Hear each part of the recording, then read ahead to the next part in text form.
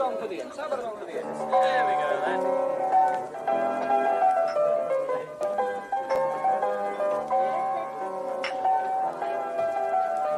Come on, let's get some of the lads together. Let's have a go at the Imps song, yeah. Okay, you're on. Come on, fellas. Get around the piano. Let's have a good go. Come on, then. You ready? Come on, you lot. Come on, then. Oh, 'tis our delight for the red and white. The Imps are here to stay. Oh, 'tis our delight for the red and white. The Imps are here to stay. Lincoln City are the team, the Reds is their name. Stinsel is their home ground and football is their game. So come and cheer them on, you lads, support them all the way. Oh, 'tis our delight for the red and white. The Imps are here to stay. Oh, 'tis our... Morning all, how we doing? Good to see you. As I always start on these dog walks, what a beautiful morning it is. The sun's shining. I do have a hoodie on because it was cold in the office. I've come out, it's already too warm for me. Summer is upon us. Birds are singing. All this odd smelling white stuff is out, making it smell perfumed opposite my house. And of course, another factor of summer that's always interesting is the transfer rumours. The season is not yet done.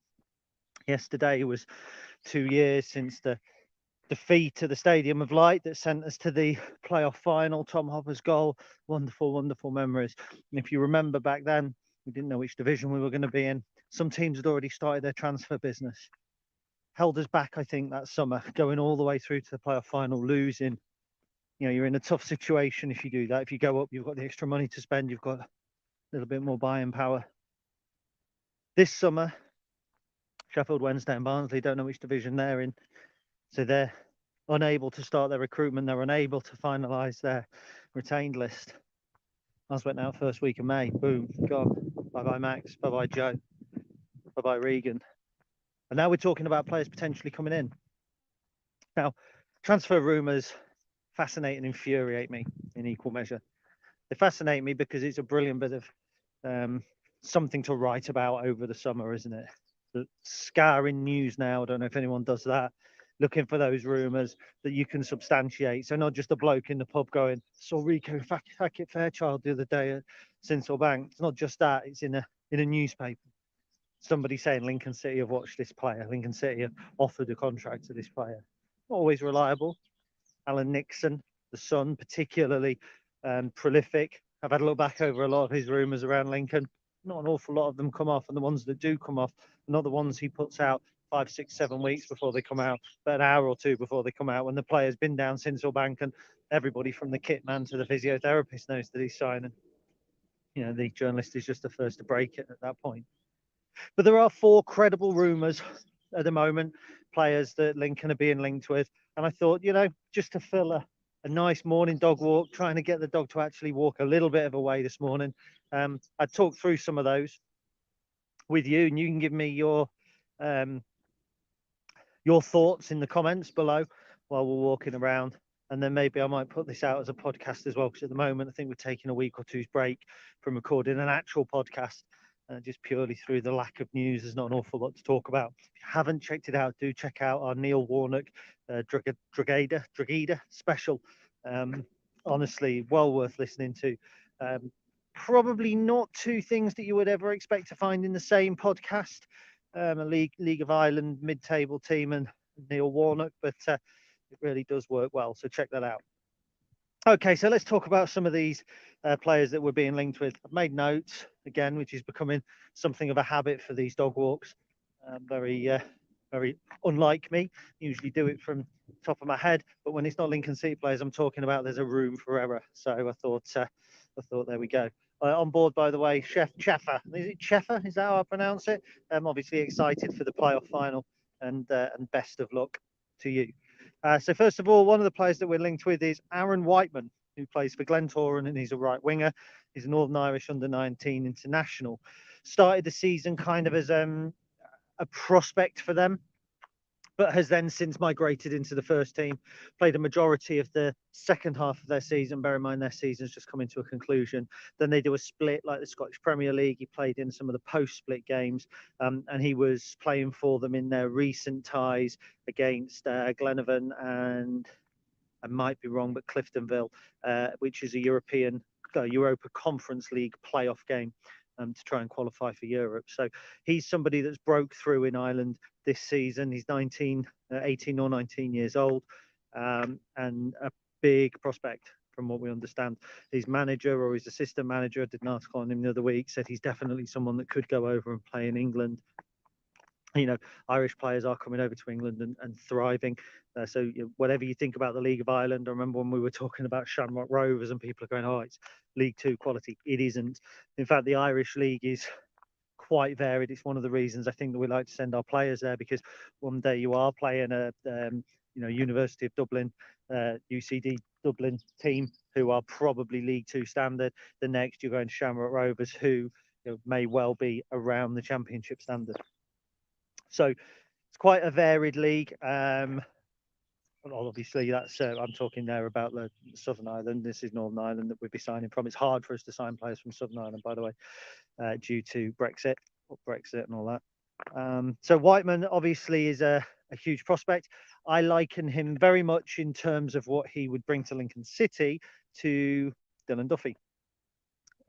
Because he's a player who has started his career over in Ireland, is doing particularly well, being watched by English clubs. And if you remember, Trey Hume was another. He was a player who we had in the building. I mean, he was at the training ground. We were so close to signing him. Then his head was turned by Sunderland. Look at him this season. It's been superb for Sunderland, top end of the Championship. I was chatting to a member of club staff off the record last week. And they just said it's heartbreaking how close they came to signing Trey Hume, because they know full well that had we signed him, he could well have been one that moved on for a big sum. And there will be clubs now in the lower end of the Premier League looking at Hume. He came from Ireland. Look at Sean Rowan, we've brought him over. You look at other players in and around our division or who we've had experience of. James McLean coming over from Ireland. Gavin White, I think, who's been linked to Portsmouth at the moment. He's been at Cardiff and Oxford, another Irish import. It's a rich vein of talent. Would a player be able to come over and impact the first team straight away?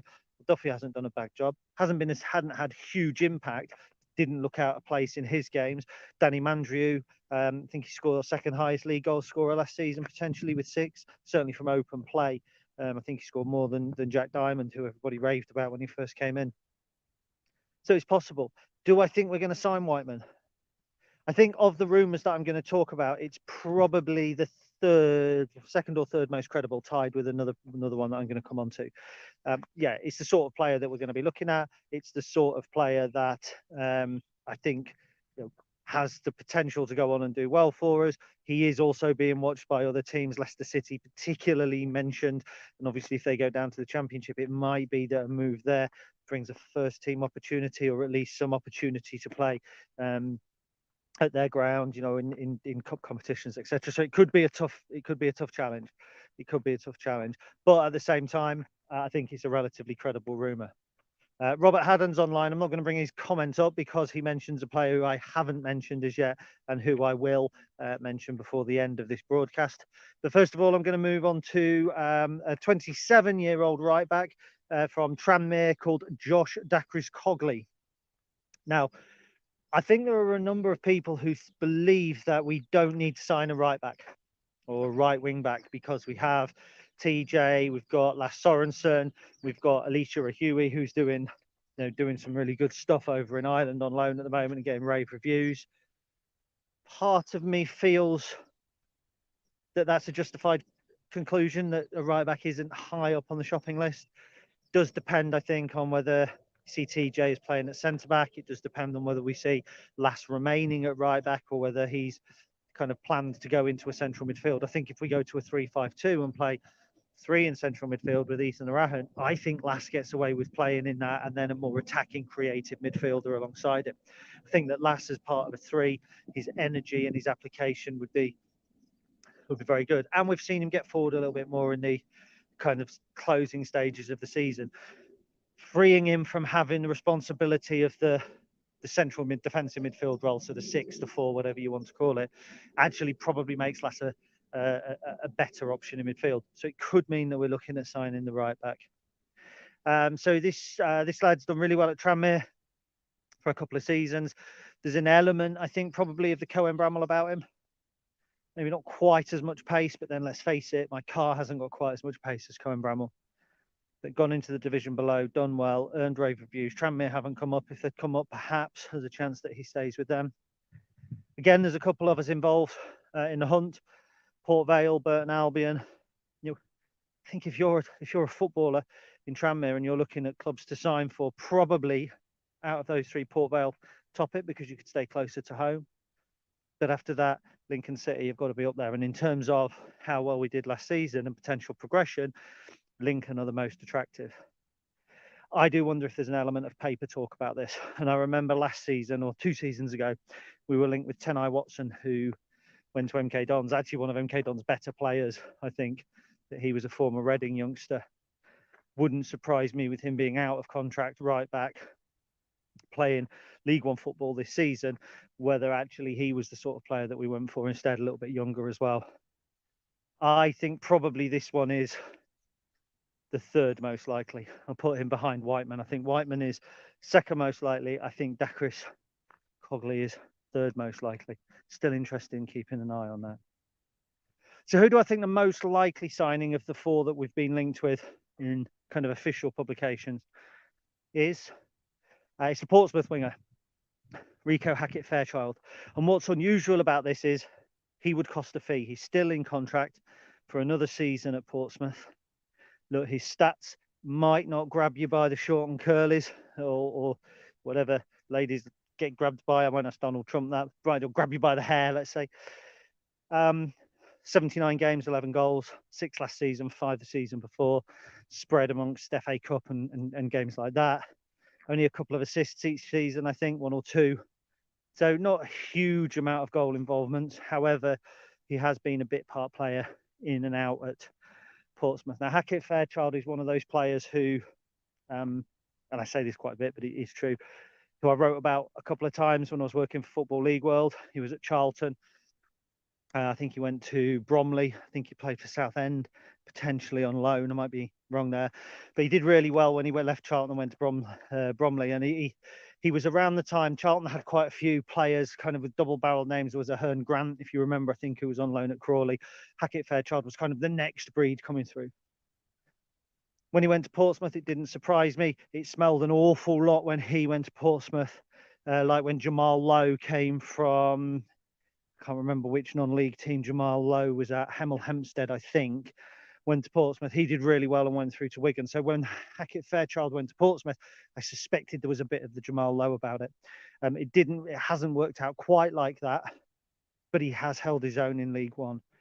Now, I know that we were looking at him on deadline day, and I know had X happened and Y happened, then there's every chance that he would have been a Lincoln City player then. My understanding is that fees, personal terms had been agreed, and it was just a matter of Portsmouth pressing the button. They missed out on a player they were after. We didn't get him. It meant that somebody wasn't moved on from our team. That's how the transfer window works at very short notice. And there was still a small hint of us being in for him as late as 5 o'clock on transfer deadline day. I do like the look of Hackett-Fairchild. I think he has stagnated a little at Portsmouth. I think he's the sort of player I could see fitting into our team. Whether I would see him as a first team player right now, I don't know. It depends what we're going to play. If we're going to play 3-5-2, then it's another centre forward we need. Or you're going to play Mandry off House, but you're going to play anybody really off House because then you're designating House as the target man, so potentially not. Hackett-Fairchild can play wing back as well, so he could play wing back and on the wing. So that kind of flexibility does offer a little bit of what we need. I could see that happening. Same sort of thing you'd get if Harry Anderson came back, for instance, because he could play right wing back, easy for me to say, right wing back and right wing. So I like the flexibility. Hackett-Fairchild has got League One experience. We know he can do it at this level. Maybe he hasn't been consistent. Maybe he's not quite worked out for him at Portsmouth, but he hasn't been a flop at Portsmouth by any stretch of the imagination. 11 goals in 79 games isn't a bad return. And if you look at the ratio for some of our players over the course of this season, you know, it's actually not a bad ratio, considering how many of those 79 appearances have come from the bench late on in games and that sort of thing.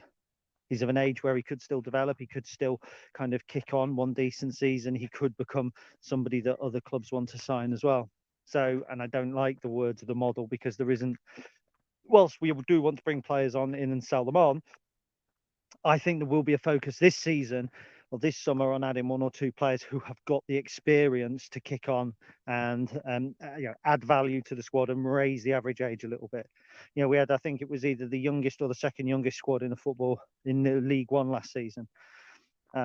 I think we're going to be just looking to add a little bit of know-how to that, you know, a little bit better decision making, a little bit more experience to calm down some of those heads, those young heads, to help bring them on. Hackett Fairchild, whilst by no means an experienced footballer in terms of he's not 30, hasn't played in the Premier League, that sort of thing. There's 79 games for Portsmouth over the last 2 to 2.5 years. It's not to be sniffed at. It's not a bad return. It's a decent club. He's used to the bigger atmosphere, all that sort of thing. I think it's a signing that is likely. I think that if we can make the finances work, it wouldn't surprise me if Hackett Fairchild and Midi Shadipo were the 2 that were at the top of our shopping list in terms of that attacking kind of wide play, a little bit of magic, want to make things happen. We need to create more next season. There's no doubt about that. Whilst I was researching this article, and yes, I researched this article, I was looking at goals return to mention in the context of the final player that I'm going to talk about. And it surprised me how few of our players had got beyond 5 goals from open play in the league this season. I don't think, other than Ben House, was anybody with 5 goals from open play. I think Danny Mandrew got 1 penalty and 5 from open play. Jack Diamond hit penalties as well. We didn't create enough chances. We didn't score enough chances from kind of our outfield players. If we bring in a Midi Shadipo, 5 or 6 goals from open play, by Rico Hackett Fairchild, 5 or 6 goals from open play, Danny Mandrew chips in the same. If you then have a striker who's getting 12, 13, 14, that goal count starts to up a little bit. We've got our defenders who are good for 1 or 2 a season apiece. We've just got to be aiming to get more goals in the team. Hackett Fairchild can bring goals, not a lot of them, but he'll bring some goals. He'll bring a better threat, and he will bring a couple of assists as well. Vital, absolutely vital. I see that being probably the most likely of the summer transfer rumours. We'll go back to Robert Haddon now. Robbo, we hope you're well, my friend. He missed the start as he was tending to his flower baskets. I hope that's not a euphemism. Cole Stockton would be great, but could we tempt him? Right. So let's get down to it. The news has come back out. And when I say news, I'll put it in inverted commas. This week, Lincoln City interested in Cole Stockton. Those stories have originated from an article from the Morecambe Press saying that despite Lincoln talking to Cole Stockton and not presently, etc., Morecambe are now hoping to try and tempt him to stay. They stand 0 chance, in my opinion, of that. 0 chance whatsoever. My understanding is that Cole Stockton may well have been on a Lincoln City wish list, along with, you know, when you have a wish list, we don't have, I don't think at this stage, you know, 5 players, they're the ones we're going to get with no backups. Your wish list may be 10, 15 players. Cole Stockton may, and I don't know for sure, but may be one of 10, 15, 20 players that we've talked to, that we've had conversations with. My understanding is that he has a desire to stay in the Northwest, and he has a desire to secure himself a very good contract for the last couple of years of his career. He's 29 now. Realistically, this contract is probably the last time he's going to command a premium player. Some teams will want to pay a premium. There's 0 doubt that Cole Stockton would be a good addition to a League One squad. Beg your pardon. Especially one that was going to play a 3-5-2. So if we are going to do a 3-5-2, as Cornell suggests, 3-5-2 formation, and we'll work with Stockton and House. I don't know how you'd get Mandrew, Duffy and Vernon and Shadipo in that as well, but Stockton and House up top in a 3-5-2 would be the sort of thing that I think would work. We did a 3-5-2. We played 3-5-2 and went away to Shrewsbury, not last season, the season before.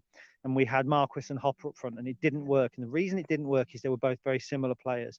They weren't making runs for each other. They weren't working together. They were 2 centre forwards working independently of each other in a formation. You can't have that.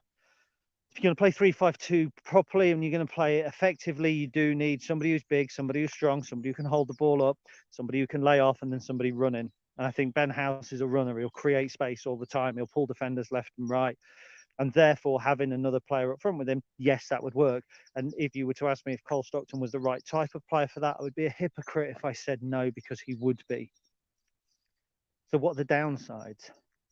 For me, Cole Stockton is a little bit, he comes across as a slightly better version of Ollie Palmer. Let's not forget, up until April the 15th this year, and my good friend Dave is on April the 15th, is sometime around his birthday. I'm not sure if I've got that exactly right or not.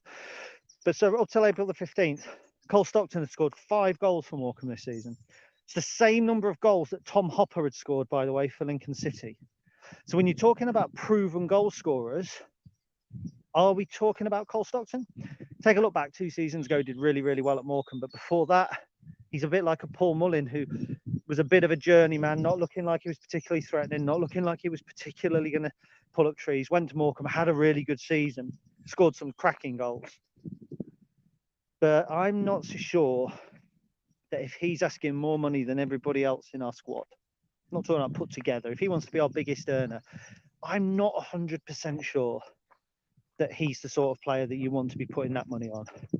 If you were bringing in a big earner, you're bringing in a big earner at 23, 24, even 25, 26. But for me, not at 29, not when he'd got only a handful of goals till April the 15th, not when really he only came into form as his contract was expiring and he needed to raise his profile. Now, I'm making absolutely no assumptions whatsoever about his attitude here. It would be grossly unfair for me to do so. But when a player comes to the end of his contract and he starts scoring goals, I get that feeling. I think people used to call it the Tony Battersby feeling, the Jay Martin feeling, for some, the Marcus Richardson feeling. When there's a contract on the line, the effort goes up. Now, that might be psychological. I'm not saying that that's something that's you know, bloody dog, that's absolutely set in stone. But it just sets me wondering. You know, he was in and out the Morecambe team at the beginning of this season.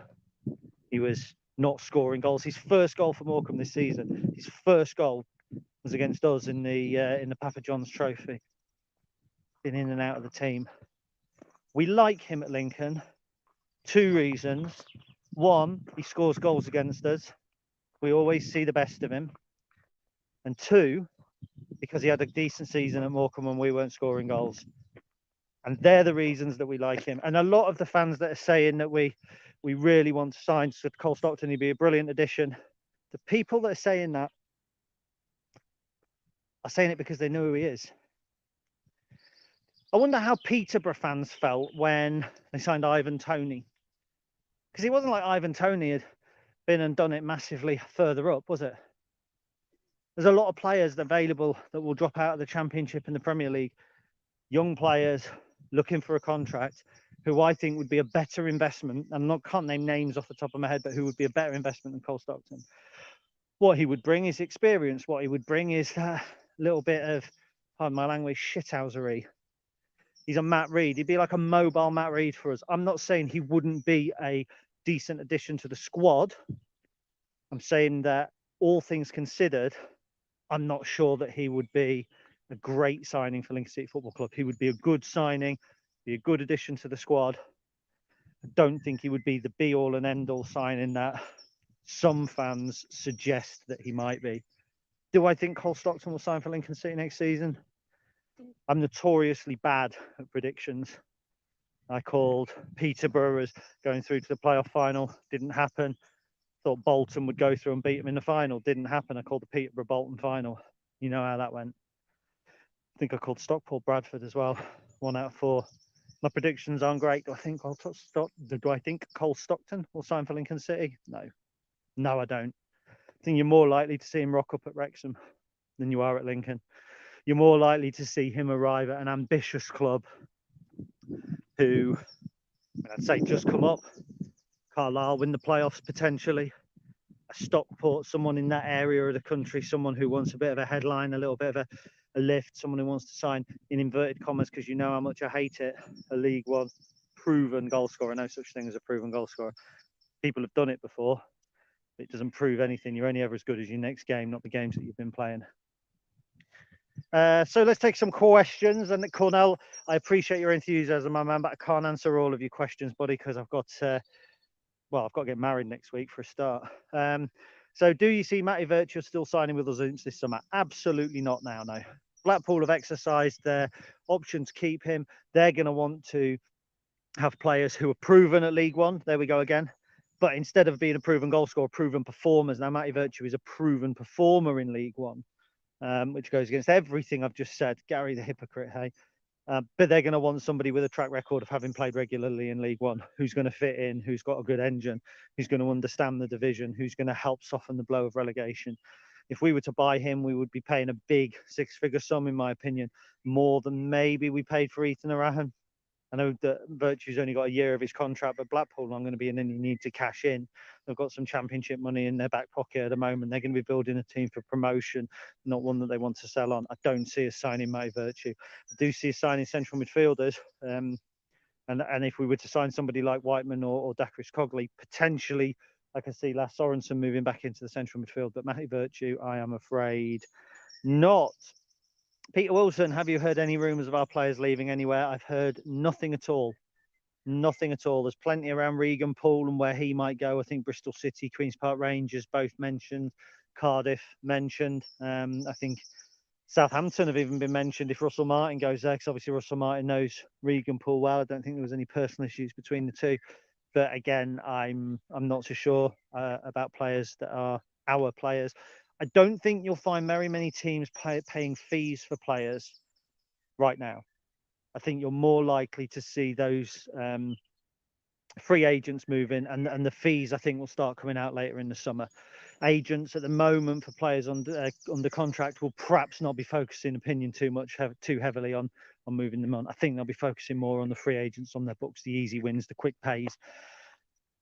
Rico Hackett-Fairchild is a kind of an exception to the rule because Portsmouth have said that he can go, and we have a pre-existing interest in him, which was pretty much confirmed prior to the end of the transfer window. So that's a little bit different. But actually, I don't think there'll be many fees paid for players this early on. So I'm just going a little back up. Stockton equals Battersby, says Shane Clark. David Elton, morning Gary, off topic, but I love the intro song. Where can I find this piece of music? It was actually sent to me. It was a record released in the early 80s, I think. Charlie, come on. Called the Lincolnshire Poacher. So if you drop me an email at gazhutch88@gmail.com, David, I will strive to try and find the original piece somewhere and email it through to you. So yeah, it's a very, very good piece of music.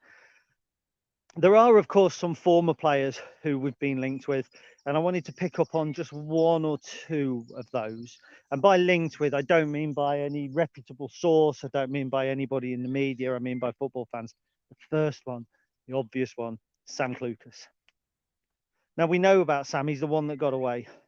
And I talk about the one that got away. Sometimes you look at players that have come from Lincoln, like Jamie Clapham and Steve Froggatt, and you think, oh, if we'd picked them up, if our scouting had picked them up, if we'd got them into our team, they would have been, they would have been great additions to the Lincoln City squad.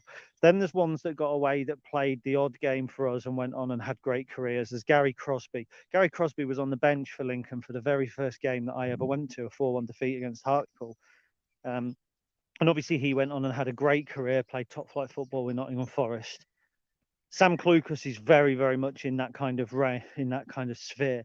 And if anything, it's more frustrating because, Sam was a local boy, wanted to play for Lincoln, got his contract 1 year, made a single appearance the day after or a couple of days after the manager that had faith in him's fired. Another manager comes in, doesn't like him. Sam never plays again. Put a picture on an article yesterday of Sam in his kit, and he just looked like a schoolboy that had won a competition. With the greatest respect to him, he didn't look like that when he was making a £16 million move, did he, from Hull City to Swansea City and playing in the Premier League? He's a proper footballer then. He really matured. I think he went to the Glen Hoddle Academy after he left us and then came back. Hereford, Mansfield, Chesterfield, Hull, I think, Swansea, Stoke, Premier League football. Big player. 32 years old now. I think I'd worked out he'd played something like 59 games over the last 3 seasons. Injuries, I think, have taken their toll a little bit. Do I think that this Lincoln City squad can afford to pay what would be big wages on a 32-year-old with injury issues? No. And he could be like a Liam Bridcut for us. Liam Bridcut, quality player, one of the best I've ever seen in the Lincoln shirt. Stand by that until I see somebody who's better. And Ethan Arahan, by the way, is getting there. But how did we cope when he was out injured? We didn't. We were top of the table with Liam Bridcut playing. When he came out the side, we tumbled down the table, ended up in the playoffs. Last season, he got injured against Ipswich. Just before the autumn, I seem to remember. Our autumn was absolutely terrible. Absolutely terrible. So you can't be reliant on an injury hit player. I think Danny Cowley was said that you could always have one or two players who were trying to nurse through injuries in your squad. You could always have one maverick in your squad. Other than that, there was far too much disruption. The way that we operate, trying to get the best for our buck every single time, I'm not sure that we will take a risk on a 32-year-old potentially with injuries. We'll look for a player like a Jacob Davenport, for instance, 23 years old, having suffered injuries, who you think if you can get him fit, then there's something there at the end of it for us. I don't think we'd do that with Sam Clucas. Kate Jackson, I was there for Clucas's one and only appearance for us. He was awful that night. He wasn't fit for purpose at the time, and it was right to release him. He was a boy. He was a boy, and he went away and he earned himself the right to play in the top flight through hard work and application. I've got nothing but respect for Sam, but quite right. It's easy to make the throwaway comment, Chris Sutton was the genius that got rid of Sam Clucas. It's easy to make that comment. But actually, Sam was a young lad at the time. It would probably have been nice if we'd had the budget to have kept him on for a couple of years, loaned him out and let him develop with us. It's about spotting that potential in players. Some managers can do it, some managers can't. But at the time, quite right, Sam Clucas wasn't ready to come into that side at all. And it was a disjointed, broken up side. He's had a great, like I say, he's had a great career. It would be a wonderful story, wouldn't it? Sam Clucas returns to Lincoln City, helps them to promotion to the Championship. But given his injury record, I'm just not sure it's a risk that we could take. Of course, the other player who's been released, who inevitably would be mentioned as a potential to come back, because, as I said earlier in the broadcast, we love a name that we know, and we know the name of Harry Anderson better than almost any. 200 plus appearances for the club, a National League winners medal, a Checkatrade Trophy winners medal, a League Two winners medal, playoff semi-finalist in League Two, playoff semi-finalist in League One, Checkatrade Trophy semi-finalist. I mean, he is, pound for pound, the most decorated Lincoln City player of all time. He has more winners medals in his trophy cabinet than any Lincoln City player. He hasn't appeared in as many playoffs, but he's appeared in the highest profile playoff than any other player. Correct me if I'm wrong, but I think he's probably the only Lincoln City player to have twice played at Wembley. I can't remember if he came on against Blackpool actually or not, but certainly twice to be part of the Lincoln City squad that got to Wembley. Released by Bristol Rovers, still only 26 years old. Injury issues last year, but still got in a good number of games. Versatile, right wing back, right back. The sort of player whose return I think would sell season tickets. And he's not, he's not a former Premier League player. He's not a big name. But it's Harry, isn't it? We saw him grow up, boy to man. I saw it more than any, I think, because when I was doing the interview for the programme, Anderson was an unused sub against Blackpool. So we'll say part of the squad at Wembley, that'll do. Interviewing for the programme, I remember interviewing him as a 17-year-old lad, I think, or 18 maybe, when he first came. And it was a difficult interview because he was quite shy, softly spoken.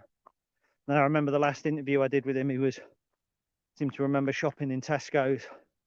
And he's just bright and bubbly and excitable. And he's just a great, great guy. He's a great, great guy. On his Instagram picture, he was back in Lincoln this weekend. Everybody was putting two and two together, coming up with 27. Do you know what? I don't very often let my heart rule my head. And I've just shown that. I've just demonstrated that with the talk about Sam Clucas. I don't feel that the Sam Clucas story is enough in terms of my heart to overrule my head. I don't care if we brought Harry Anderson back to sit on the bench and occasionally come on at right wing back, occasionally come on the right wing, play every EFL trophy game, play in the League Cup, and pay him a decent wage because it's Harry. He's the one player I think who is available this summer who I think that I would just have back because of who he is, not because of what he adds. And when I say that, he's a League One footballer. Might be mid-table League One footballer in many people's eyes. He's a League One footballer. He came from League One from Peterborough to us, came all the way through to League One with us, dropped into League Two with Bristol Rovers, boom, takes them to League One as well, or helps take them to League One as well, and then plays for them in League One. He is able to play football in League One. And for me, I don't think it'll happen, by the way. I don't think that we'll sign Harry Anderson. I'm not saying that for 1 minute. I don't think that he fits the profile, but it would just be a feel-good appointment. I think it would be something, and the club would never do this, but it would be the sort of signing that you would make if you were trying to build really much tighter relationships between squad and fans. The returning hero, still of an age where he can make a difference. You imagine the roar when he first came on. It would smell a little bit to me like when Richard Butcher came back in 2008-9 after he'd been off to Notts County and everything. That kind of, he's coming back, that feeling, little grab at nostalgia. We've moved away from the Danny Cowley era now. We had the Michael Appleton era, which broke it up. We're in a new era. We are what we are. You know, and I am one, we will always say you shouldn't look back. You can't judge us on where we've been. I'll do it sometimes. Say, you know, we were at Welling 6 years ago. Look where we are now. It's progress. But this is a new Lincoln City. We don't consider that we're still on that ride. We don't consider that the FA Cup run, the Checkatrade Trophy win, the League Two win, we don't consider this as part of the journey. It's like we've changed stations. You know, we were on the Lincoln Loco. We've now changed stations. And we're just on a nice bog standard League One train, first class, going forward, not at any kind of fast rate. It doesn't hurt to think back, does it? Doesn't hurt to think back. You know, when you go somewhere for a second time on holiday, places feel better because you've already been there once, they feel familiar. And then you get that feeling of liking it there. I just think Harry Anderson coming back to this football club would just give fans a little bit of that feel-good factor. There's a psychology, by the way. When I studied hypnosis, studied clinical hypnosis, there's a psychology of how you get people to, how you build rapport with people. And one of those rapport building tactics, I'm going off on a tangent a little bit here, was that you could sit across from somebody talking to them and you engage them in conversations about things that they feel passionate about. So you would get them to talk about their holidays, about their children, about their hobbies. And when they started talking passionately about something that they really enjoyed, you could fiddle with your tie. Innocuous move, fiddle with your tie, scratch your face a couple of times, but every time.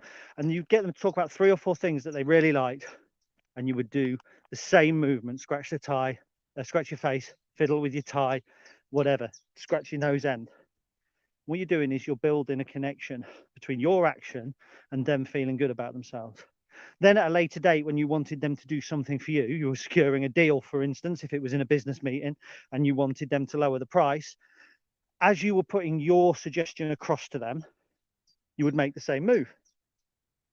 And what that should do in their mind is reinforce the positive things that they had been talking about, those feelings that come back when you talk about something.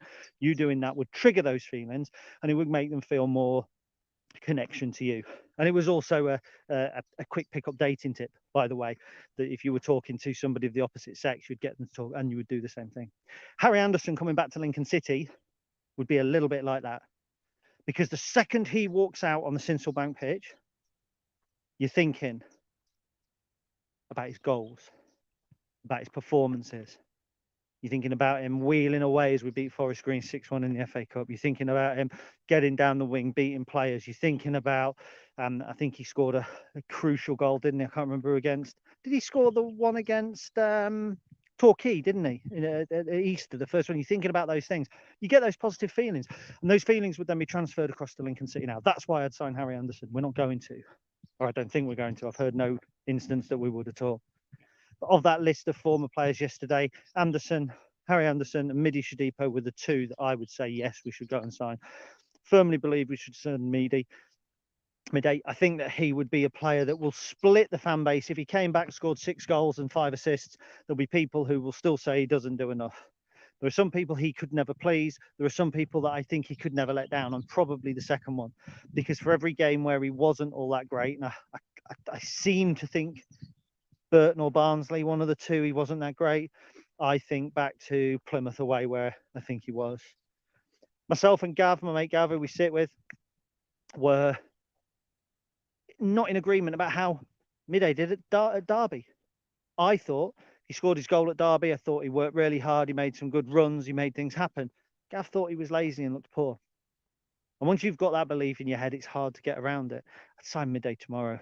I think of all of the players that I've talked about: Rico Hackett, Fairchild, Harry Anderson, Sam Clucas, Cole Stockton, Middish Depot. I think Midday is the one that, if we can make it work, is the most likely incoming player in the first part of this summer. And I think Jez George said in an interview with the BBC, didn't he, that he was expecting a signing early summer. Well, we're not far from early summer. It would not surprise me if Middish Depot was the player that we look to sign in the early summer. It really wouldn't. Right, let's have a quick look and see if there's any more comments. There are quite a few from Cornell. Cornell, I can only read out a couple, mate, but I really appreciate you engaging with the content.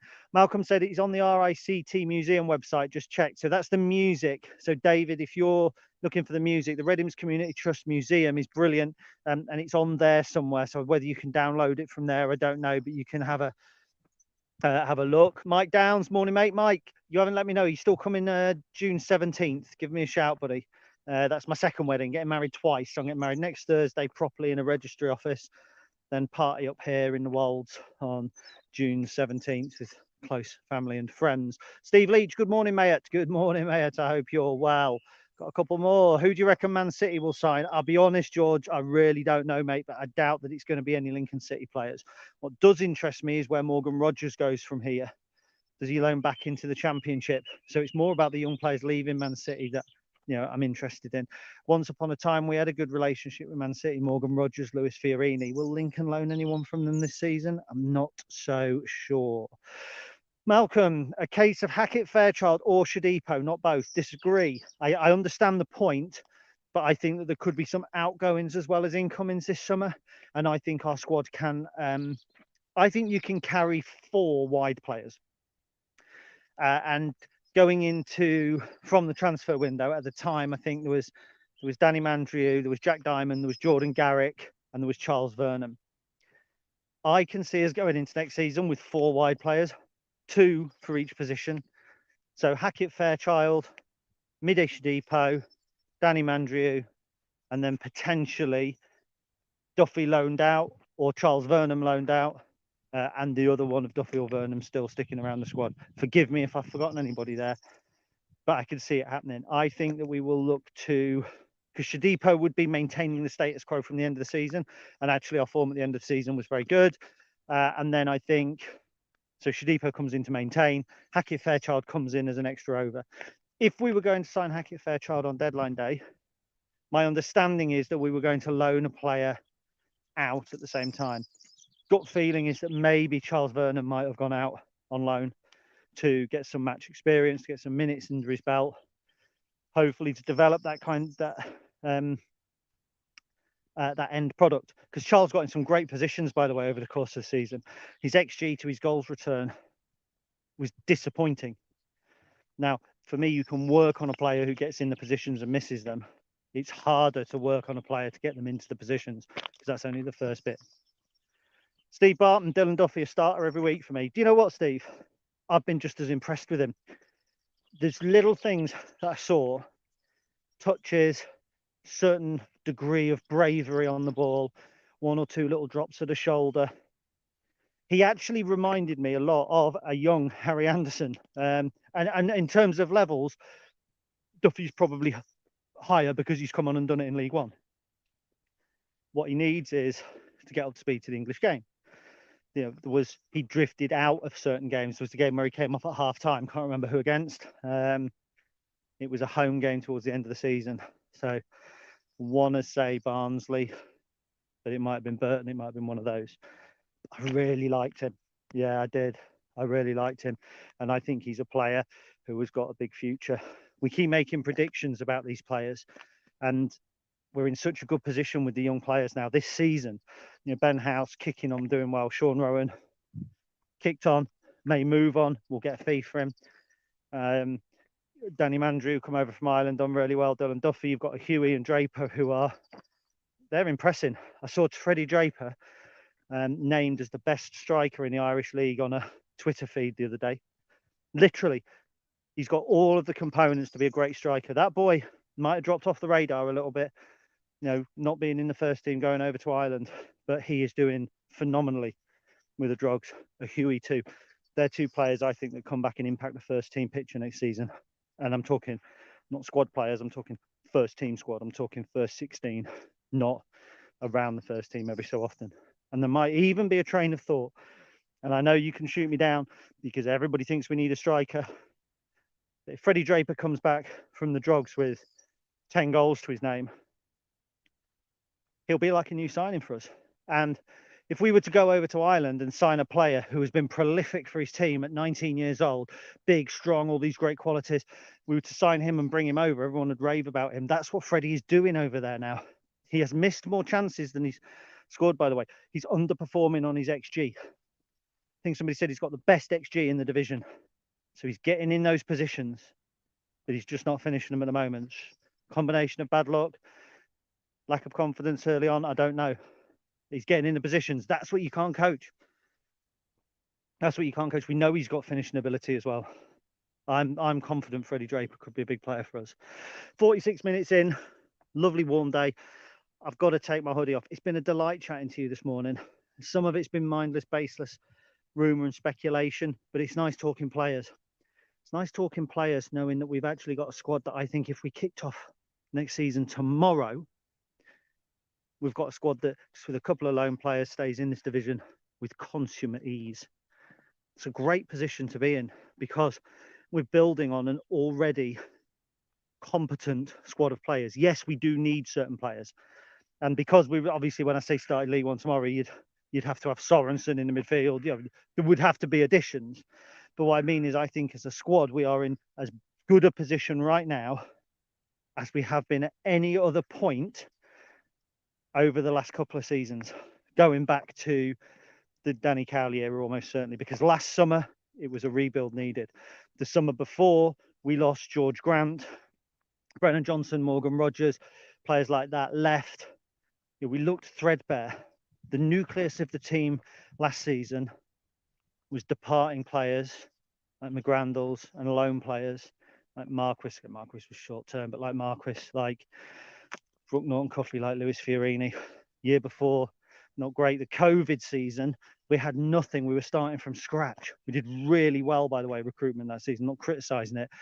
But it was a summer where if I was talking into my phone at the time, it would be, oh, well, we only need 10 players.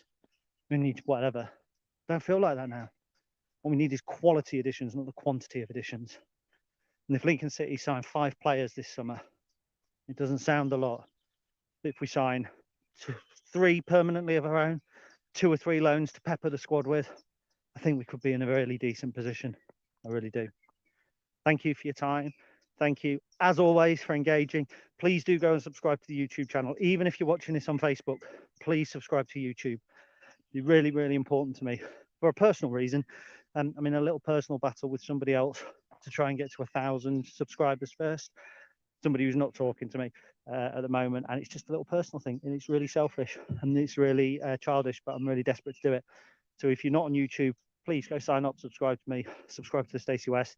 Got loads of content coming next year. Charlie's going to be putting his video content online, so lots and lots to look forward to. And that's pretty much all there is to say about that, isn't it? Up the Imps.